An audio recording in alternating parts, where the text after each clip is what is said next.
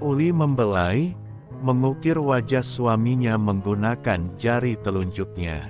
Sesaat tiba-tiba di bibir Arya suaminya itu langsung menggigit jari Uli. "Au, kenapa jariku digigit?" tanya Uli tanpa rasa bersalah. "Karena kamu mengganggu waktu tidurku. Kamu harus diberi hukuman," ucap Arya dengan mata terpejam. Uli mendengus kesal. Kalau dia mengganggu waktu tidur Arya, lalu yang dilakukan Arya padanya apa? Laki-laki itu bahkan memeluk dirinya. Membuat Uli saat bangun tadi tak bisa bergerak.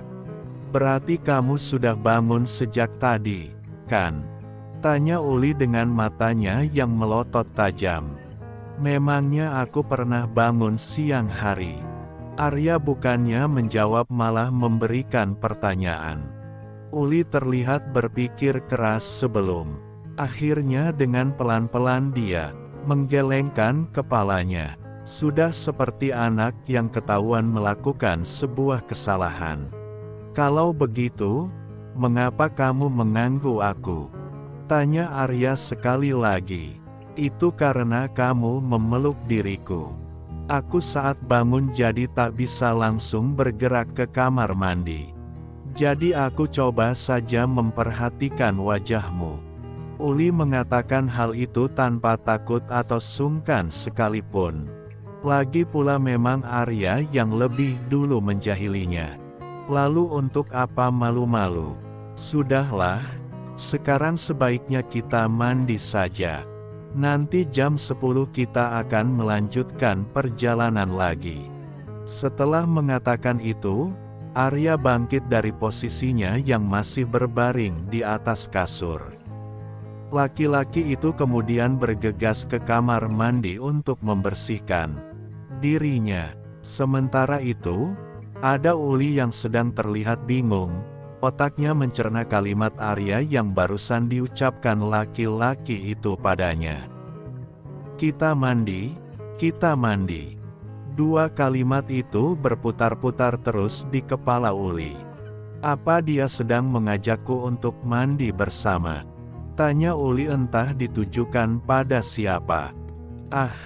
Tapi itu semua tidak mungkin.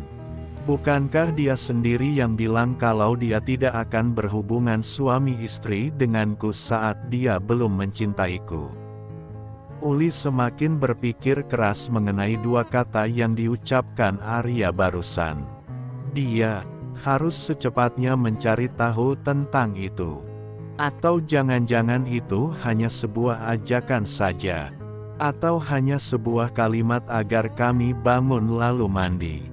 Bukan berarti aku dan dia dalam satu ruangan, bertelanjang bulat. Uli mengangguk-anggukkan kepalanya. Dia paham kini. Arya berkata seperti itu bukan karena mengajak Uli untuk mandi bersama, tapi untuk mandi masing-masing. Uli saja yang terlalu lebay menanggapi ucapan suaminya itu.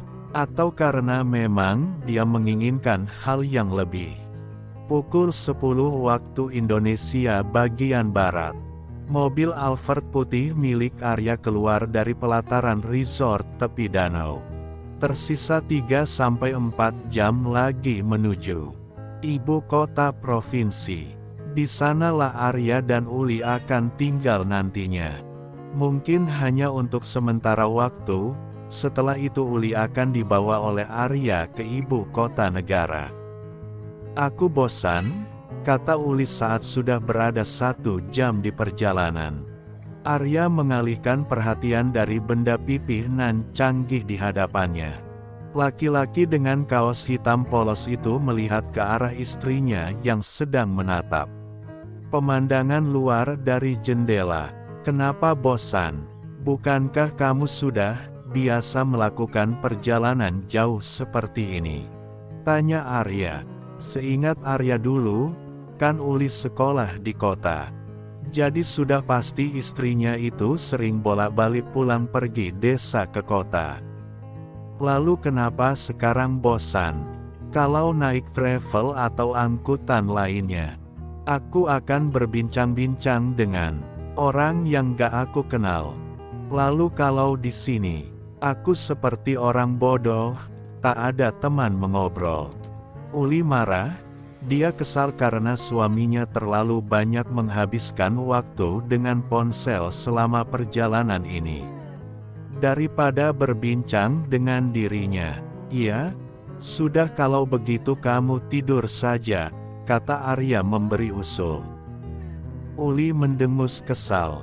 Dia sama sekali tidak percaya kalau Arya mengatakan hal yang sama sekali tak ingin Uli dengar. Bukan ini yang dia mau. Uli mau suaminya menemani dirinya mengobrol atau mereka bisa bermain ludo seperti saat sarapan pagi kemarin. "Kenapa lagi?" tanya Arya dengan lembut saat mendengar helaan napas berat Uli. "Tidak apa," jawab Uli cepat. Dia melirik Arya sekilas kemudian kembali menatap luar jalanan dari kaca jendela.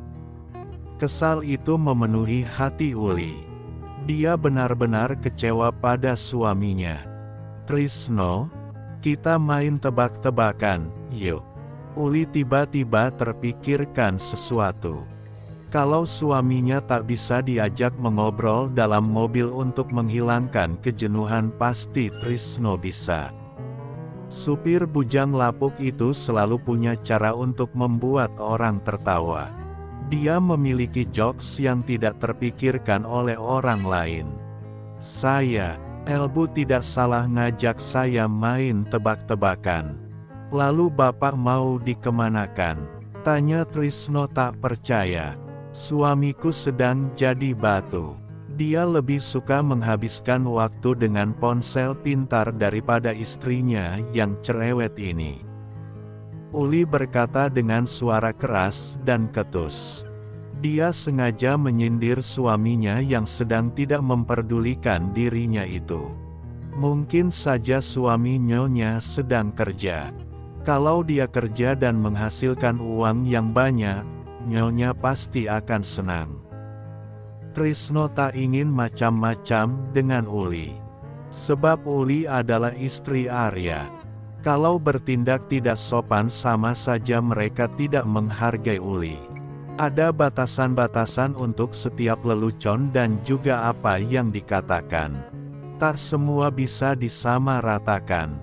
Supir dan majikan memang sama-sama manusia. Derajatnya juga sama di mata Tuhan. Hanya saja sesama manusia dituntut untuk bisa saling menghormati dan menghargai. "Aku tak butuh uang berlimpah. Aku hanya butuh materi secukupnya saja. Bahagia juga secukupnya. Kalau terlalu banyak pasti jadi orang gila." Uli semakin mengeluarkan isi hatinya.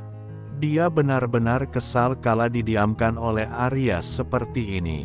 Padahal pagi tadi mereka baik-baik saja. Nyonya benar. Hanya saja materi yang cukup juga harus memiliki waktu untuk mengerjakannya. Belum lagi bahagia. Untuk bahagia, seorang manusia butuh sebuah hiburan atau uang. Segala hal itu saling melengkapi. Ucapan ini tentu saja tidak keluar dari bibir Trisno, melainkan Bowo supir yang selalu bisa diandalkan Arya dalam berbagai hal. Uli diam. Dia terlihat berpikir. Akhir-akhir ini Uli kelihatan banyak memakai otaknya untuk memikirkan sesuatu yang tidak terlalu penting. Jangan lupa subscribe ya, supaya bisa mengikuti cerita selanjutnya.